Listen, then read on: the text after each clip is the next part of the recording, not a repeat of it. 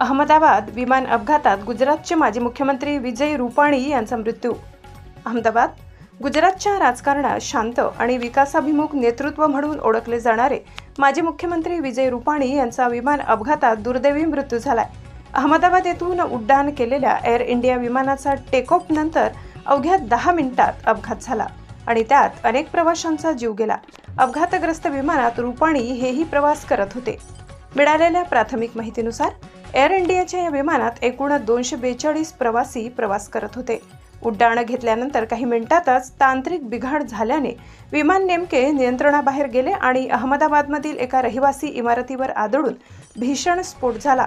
या अपघातामुळे परिसरात एकच धावपळ उडाली। अग्निशमन दल, पोलीस आणि आपत्ती व्यवस्थापन पथक घटनास्थळी पोहोचून बचाव कार्य सुरू केले। या दुर्घटनेत अनेक प्रवाशांचा मृत्यू झाल्याची भीती व्यक्त केली जात असून मृतांची संख्या वाढण्याची शक्यता आहे। प्राथमिक यादीत माजी मुख्यमंत्री विजय रुपाणी यांचा समावेश असल्याचे अधिकृत सूत्रांकडून स्पष्ट करण्यात आले।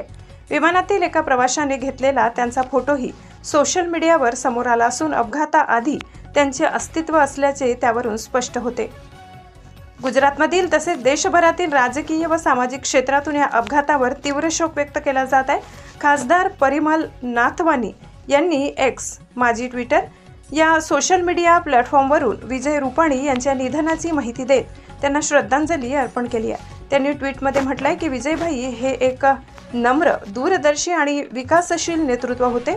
त्यांचे जाणे हे संपूर्ण गुजरातसाठी मोठे नुकसान आहे। राज्य सरकारकडून अपघाताच्या तपासासाठी उच्चस्तरीय समिती स्थापन करण्यात आली असून अपघाताच्या नेमक्या कारणांची चौकशी सुरू आहे। प्रतिनिधी योगेश गांगुर्डे।